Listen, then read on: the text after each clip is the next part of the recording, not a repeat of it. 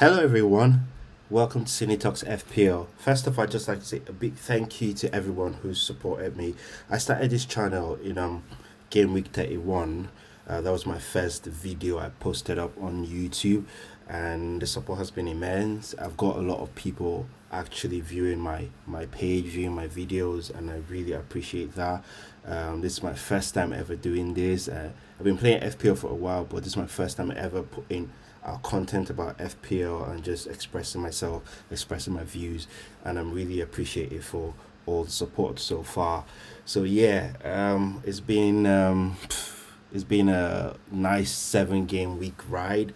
It's been like it's actually felt like a lot of months, but it's just under a month, and I'm really appreciative. I'm really tired. This is the FPL 2020/2021 season review.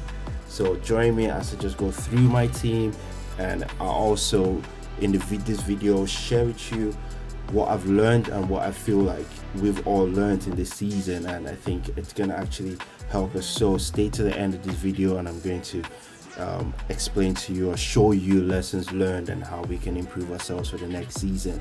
So if you know you've not got the rank you wanted this season, just like myself, there are a lot of things I've actually looked at and analyzed and I've put down in this video for you to take home with you and work on yourself for the next season.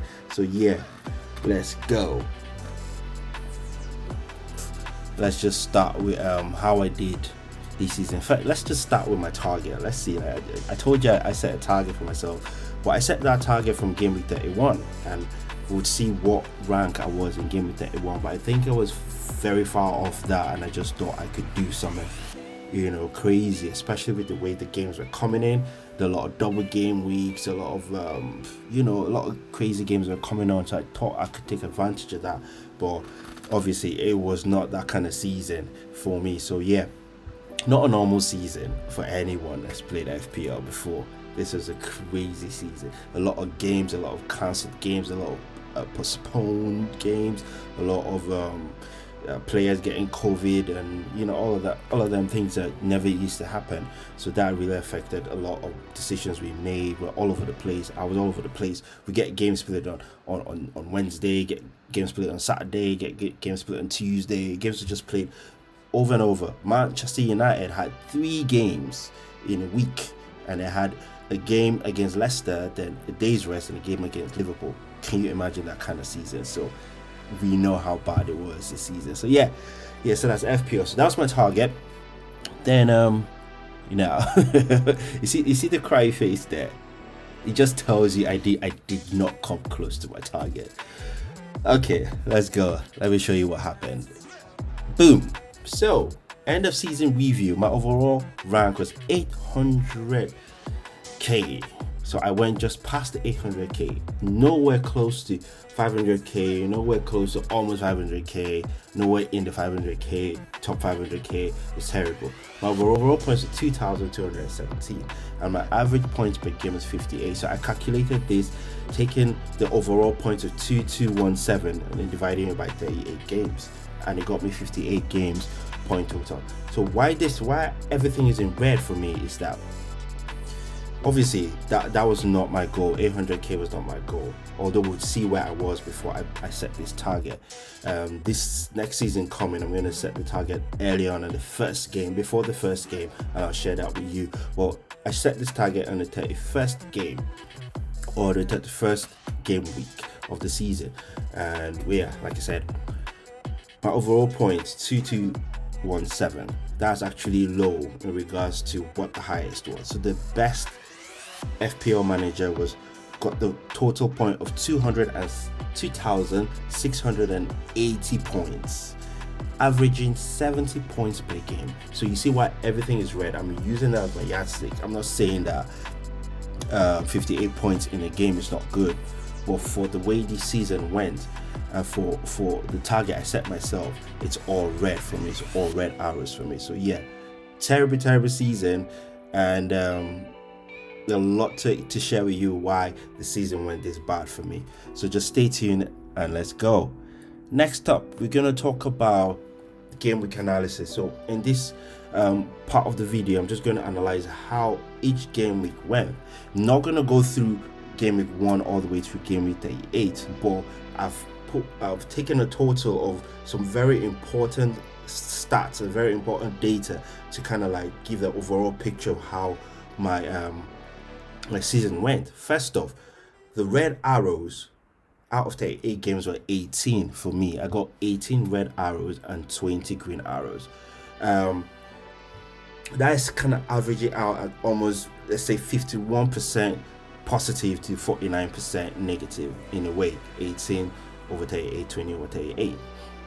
Then the red arrows from game week 35 to game week 38, they were all red arrows. Throughout those game weeks, I never went up, and that is where the downfall of my season, part of the end of my season, went.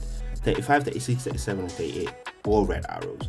Then let's go down to what I say the total hits from 35 to 38. So I was trying to do something really crazy, and I thought I could actually take advantage of a lot of differentials, saying, okay, if this player, a lot of people are not looking into that player. That was my whole strategy. A lot of people are not looking into that player, so I might as well look into that player and take a hit for that player, because I'd finished all my chip. I had no wild card, no triple captain, no I had nothing. I had no free hit, nothing. So I had to actually take hits for this.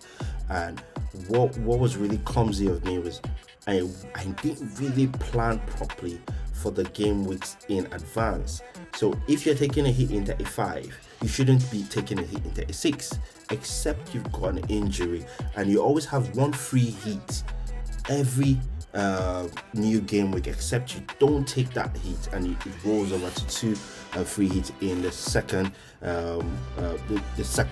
week after the first week that you didn't take the hit. So obviously every game week I took a hit, and the total was minus 36. So let me just break it down for you. Game week 35, I took a minus 12. Game week 36, I took a minus 8. Game week 37, I took another minus 8. And the last game week, I wanted to go all big, and I took another minus 8. The total hit taken throughout the season was minus 156. That is terrible. Now, I'm going to show you where we get all of these stats from. Let me go. Just hold on a bit. Let's go. So all of this stats, let's say we're starting off here, and this is my last game week, and I got 60 points. We go all the way down, just in this right hand corner, you see where it says view game week history. Click on that view game week history. It now tells you how you did all the way for each game week. It now breaks it down. My overall ranking from game week 1 was 980,000. So that was quite a good start in the season on that overall ranking. That's out of 8 million people playing, and it all went downhill from there. 3 million, 1.9. But again, where I was trying to explain to you where I actually set that target from was game week 31. So let's say game week 30, my overall ranking was 904,000, and I set myself 500k. So if you're going by what my overall ranking was at game week 30, you would say I improved from that to get an 800k, but my target was 500k. And where everything went bad for me was, you see here in game week 34, I had no hits here, and I got 672k. And this is where I was trying to do the big push from 672 here to 500k, and instead I went all the way down, 712, 785, and all the way down to 800k. So this is where you actually get all the stats here. Obviously towards this part here, it tells you your arrows. So I did the calculation here and got that I've got 18 arrows, red arrows, for this for the whole season, and 20 green arrows. This is your overall ranking, and this tells you, where's this bit, tells you the TC, tells you the hits that you've taken during the game weeks. I took 16 in game week 12. So it tells you all the hits you've taken throughout the game weeks. So yeah, And also you can see what games I use my wild card, my bench boost, my free hit, second wild card, and my triple captain. I think I used my free hit too early in game week 18. All of this kind of affected me. Bench boost was too early game week 12. A lot of people were using their bench boost towards the end of the season, like game week 35, 36, 37, but I used it too early and that affected me. So a lot of things were not predicted right from the start of the season. Like I wasn't like, I didn't plan properly, and that's how it got to that point. So yeah, that I just wanted to show you what that is about, where you actually get the stats that can actually help you for, help you to analyze how your season was, so you can do better for the next season. So, analytic tool that you can actually use to tell you how your season is going or how your season has been so far is the premierfantasytools.com. If you go on this site, register on this site, it actually kind of helps you break down how your week has been. So if I use the site, say game week 15 or 14, it will tell me my ranking at that point, and you tell me my ranking at that point. It just shows me this one. Let's see, it was called the team performance. It shows me how my team is doing at that point. So far, if I'm going to go by this, I actually did well going by this graph, because my team at the end of the season finished at this point when I started at this point. I started at 908, we finished at this point, but the whole idea was to get lower than that. But yeah, this tool actually helps. So next season coming, I'm definitely going to be looking into using all these analytic tools to actually see how my team is performing. You can see at the left, it has a live FPL rank, your ranking when you're playing at the time, the team analyzer, the captain tools, all sorts here. You can see it shows your historic performance, it shows your all-time performance, it shows your captain analysis. Obviously, it's now explained to me here that my best captain was Gundogan, and I used Gundogan in game week 24. It gave me 38 points as a captain. I think this really took me up the ranking that week. You can see here it also tells you that my captain has given me 24% off my total points. My captain has done that for me, so that is quite good in regards to the captain that I chose.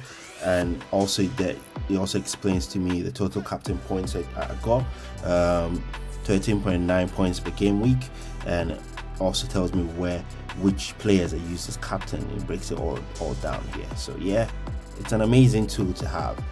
Team value analysis, FPL team points performance. It's something you take a look at.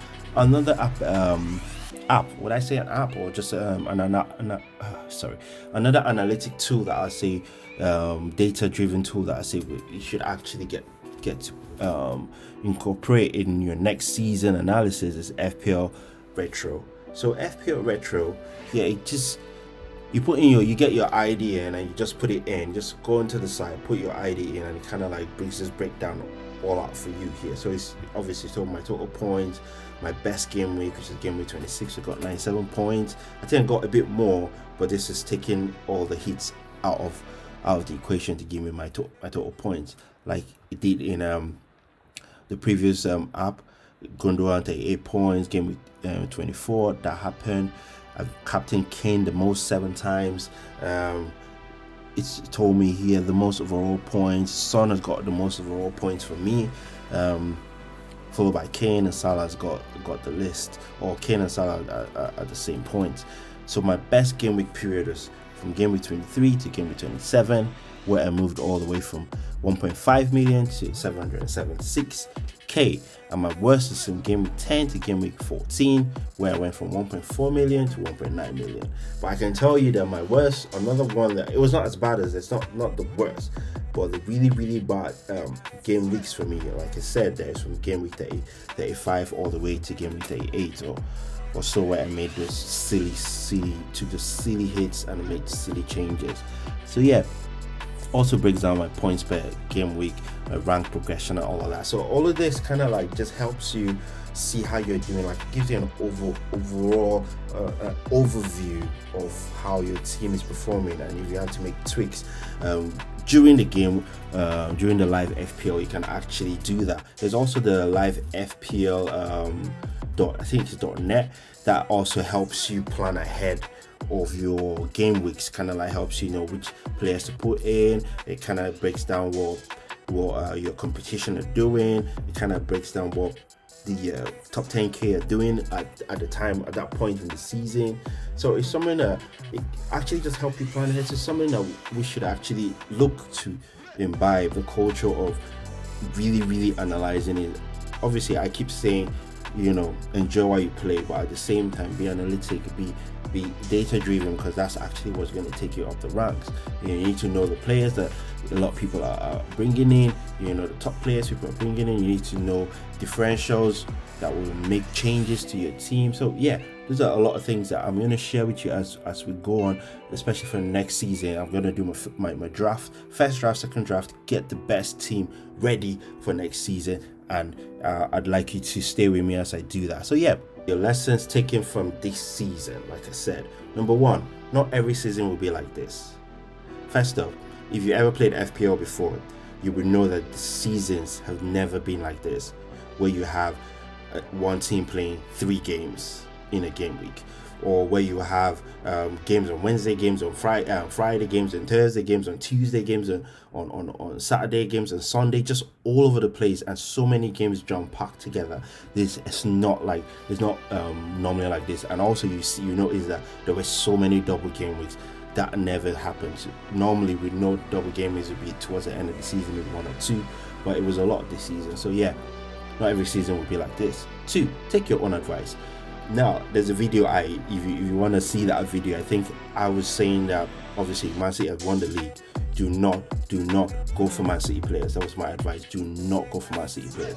Then, deadline day, I didn't take my own advice. I thought, okay, can I do something that will take me up the rank? This is all the game week 35, 36, 37, and 38 stupid decisions I made. So one of them was I jumped on Edison and Mahrez, and they blanked on that game week. But do you know who started for Man City? I thought Edison was going to play all the games.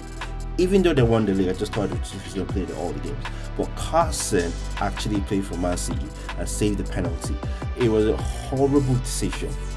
That is one thing. Take your own advice. If I come out here and I think and I come up with an advice, nothing will make me change my mind. That's it. 3, don't overthink. This is exactly what I did. Like I said again, I'm going to keep rambling about how I did from 35 to 38. I overthought. That's why I took so many hits. Some of those hits were not deserved. I did not need to change a lot of players that I actually changed, and that really affected me. So yeah, don't overthink things. Just enjoy it. Just play.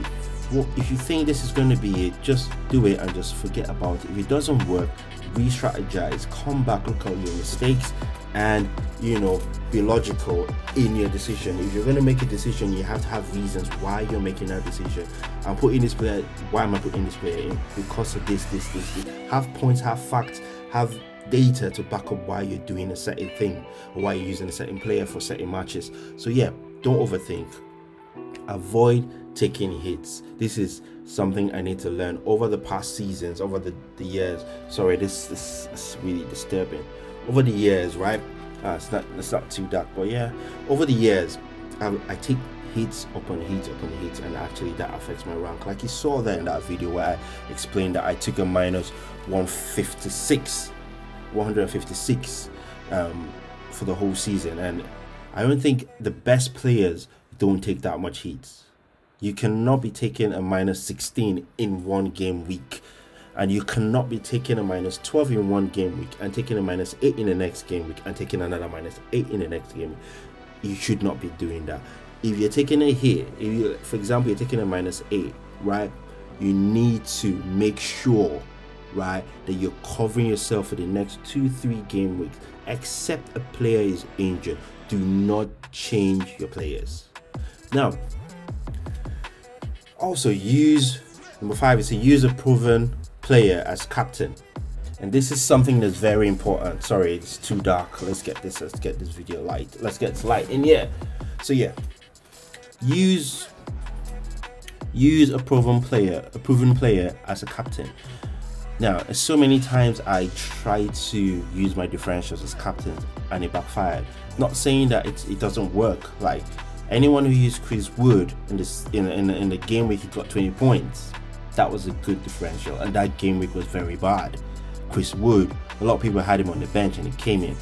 Any game that someone used Dallas as a captain, especially against Man City, where he got us 17 points, that would have been a very good decision.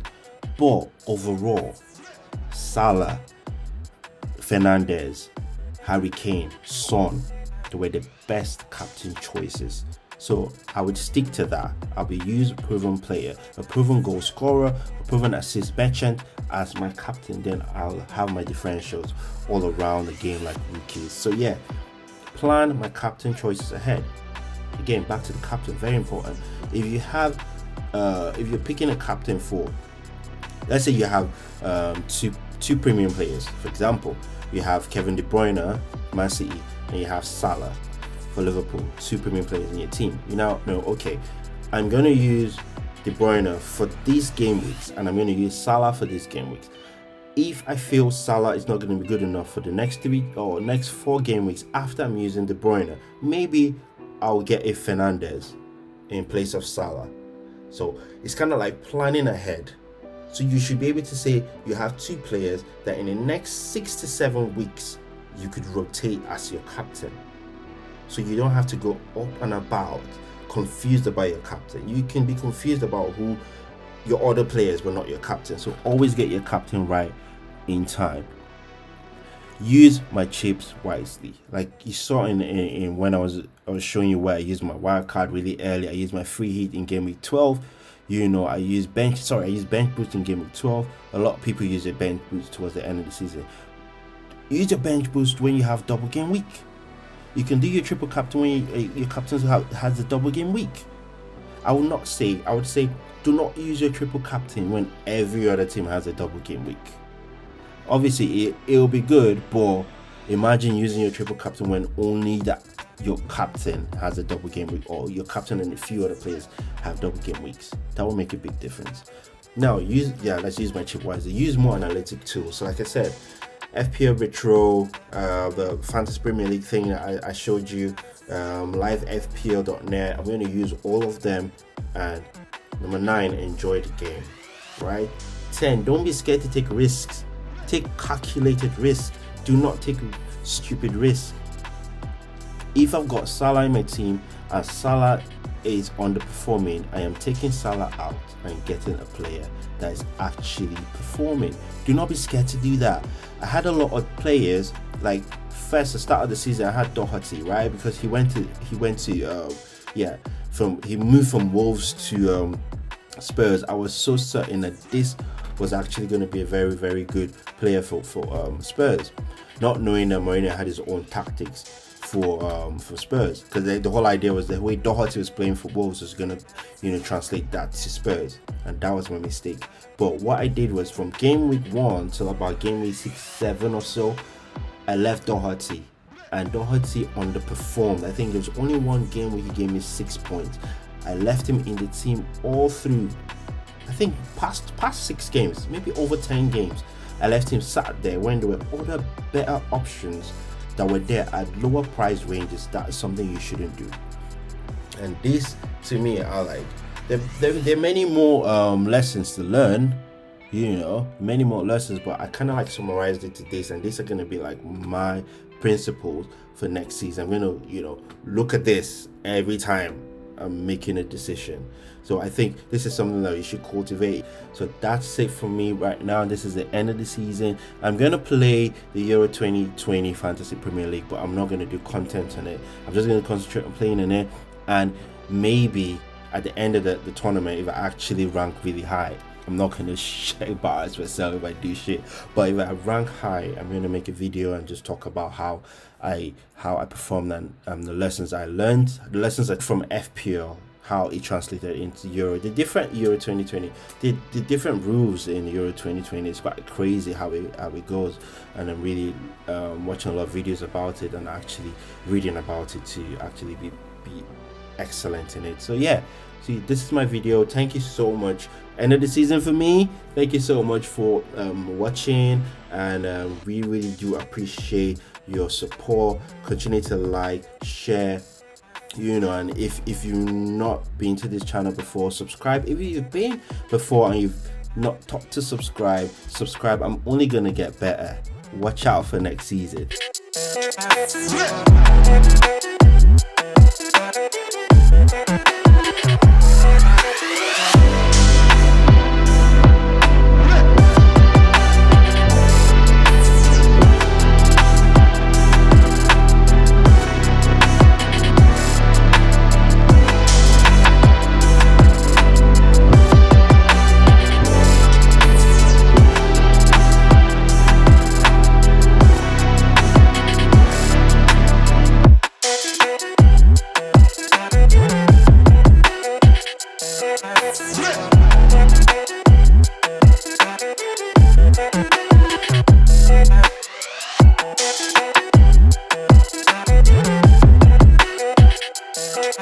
Yeah.